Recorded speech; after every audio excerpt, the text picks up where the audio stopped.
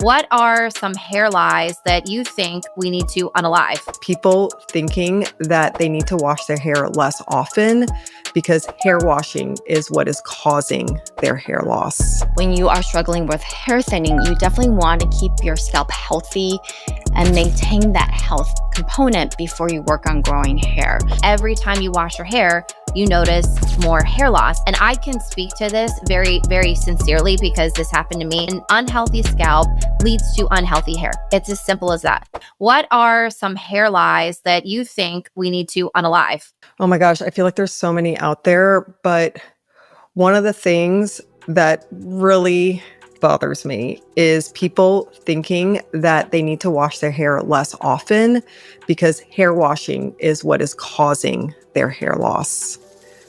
That one bugs me. We need to debunk that right now. Washing your hair less often can actually aggravate hair loss.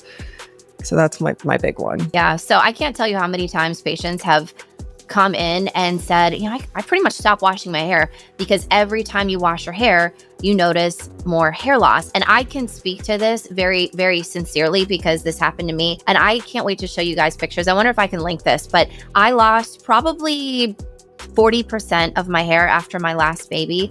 And I have the receipts to prove it. And even though I intellectually knew what was going on as a dermatologist, it didn't make it any less devastating. And every time I would go to take a shower, I was just in tears, watching all of that hair go down the drain. And so really, to think about it scientifically, why does it seem like you're losing hair in the shower? That's because that's when you're actually putting like tension and you're pulling on your hair because you're washing it. And so that hair, it has already fallen out. It's just still kind of hanging on.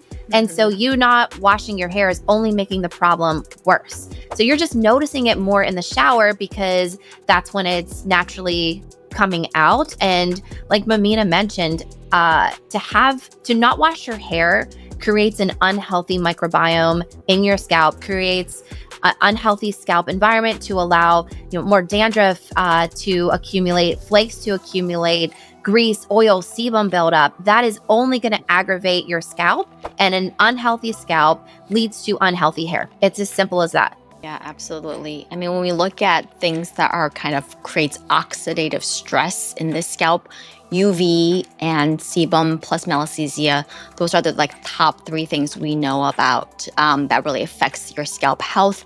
And remember that hair grows from within your scalp. So really, when you are struggling with hair thinning, you definitely want to keep your scalp healthy and maintain that health component before you work on growing hair. So hair washing is definitely really important. I guess one of the questions I always get is what is the right frequency of hair washing you should be doing, right? How do you guys tackle that? Because it's so hard because it's so personal, right? Definitely. It's personable. It depends on hair type. And I usually try to find out what that person's baseline is and go from there. But, typically, like I said, it depends on how much of an oil producer you are and your hair type, but either every other day, ranging from daily to 2 to 3 times a week, I would say. But then if you have more textured or really curly hair, then once a week is typically what I tell people to go for. Yeah, I get that question all the time also from my patients and followers, especially if you have again, curly hair, textured hair, and it's not, and especially for working women too, it's not practical or fun to wash your hair all the time.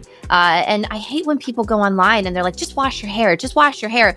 You're doing all these tips and tricks to avoid washing your hair. Well, I mean, it can take a couple of hours for some people to do it. So you really have to be respectful to someone's personal life and personal preference and ethnicity and background when you're telling someone to wash their hair. So you really, when I see patients and they're telling me, I can't wash my hair more than once a week or every 2 weeks, then we have to talk about alternative options to keep their scalp microbiome and skin healthy. So I like to tell people that, especially if they're suffering from dandruff or an itchy scalp, they do have these very nice leave-in oils that don't contribute more to and don't feed to that malassezia or that yeast in the scalp, and actually contain ingredients like zinc parathione, which can target that yeast as a leave-in treatment and also moisturize the scalp. Yeah, that's great. you don't want your scalp to get greasy, essentially. If you feel like it's greasy, it's time to wash your hair.